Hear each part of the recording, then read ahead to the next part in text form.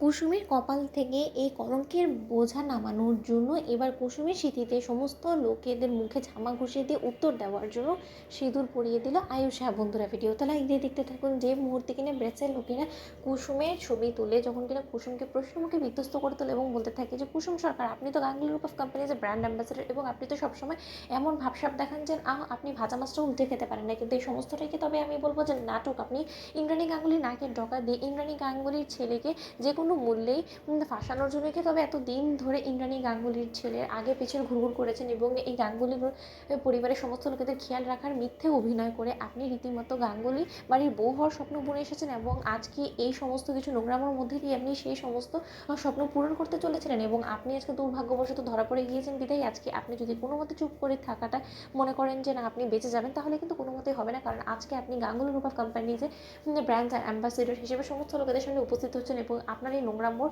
ওর জন্য সমস্ত লোকেদেরকে অবশ্যই উত্তর দিতে হবে। এবং তার থেকে বড় কথা, অনেকগুলো মেয়েরা কিন্তু আপনার মতন করে চলাফেরা করে, আপনাকে অ্যাডমায়ার করে এবং তারা কি শিক্ষা পাবে আপনার থেকে বলুন তো? এই সমস্ত নোংরা কর্মকাণ্ডগুলো করা, ছেলেদের সঙ্গে ফষ্টি নষ্টি করা, এটা কি আপনার আগেরই স্বভাব ছিল নাকি এটাই আপনার জন্য প্রথম বলুন তো? ঠিক সেই সময় এই কথা বলা মাত্রই যখন কিনা আয়ুষ বলতে থাকে যে দোহাই লাগে আপনাদের চুপ করুন, আপনাদের মাথা খারাপ হয়ে গেছে বলুন তো? একটা মেয়ের সম্পর্কে নোংরা কথাবার্তাগুলো বলতে আপনাদের লজ্জা করছেন? আপনাদের বাড়িতে মা বোন নেই?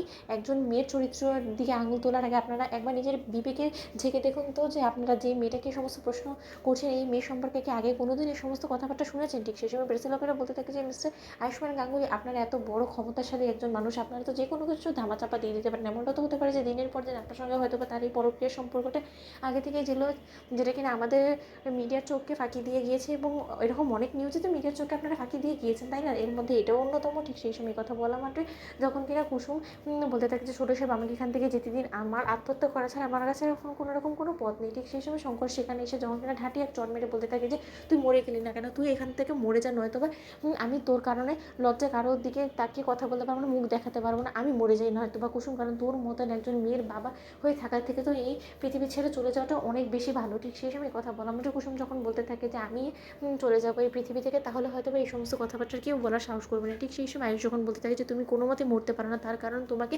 সমস্ত লোকেদের উত্তর দেওয়ার জন্য হলো, চোখে চোখ রেখে কথা বলার জন্য হলো তোমাকে বাঁচতে হবে। ঠিক সেই সময় যখন শঙ্কর বলতে থাকে যে এই মুখ নিয়েও কীভাবে বাঁচবে এই চরিত্র নিয়ে, যেখানে কিনা ওর কপালে কলঙ্কের দাগ লেগে গিয়েছে আয়ুষ বাবা তোমার কারণে, তুমি ওর কলঙ্কের দাগ তুমি কোনো মতে মুছতে পারবে? ঠিক সেই সময় মীনাক্ষী বলতে থাকে তুই কী করবি আয়ুষ বলতো, কী করে তুই ওর কপালে লাগাই কলঙ্কের বোঝা নামাবি বল? ঠিক সেই সময় আয়ুষ যখন কিনা বলতে থাকে যে আমিই দেখাচ্ছি, আমার কারণে যখন কলঙ্কের দাগ লেগেছে ওর কপালে, এবার সেটা আমিই মুছবো। ঠিক সেই সময় আয়ুষ কুসুমের স্মৃতিতে সমস্ত লোকেদের সামনে সিঁদুর পরিয়ে দিয়ে বলতে থাকে যে এবার নিশ্চয়ই হয়েছে। তো বন্ধুরা, লাইক শেয়ার করে সাবস্ক্রাইব করতে ভুলো না।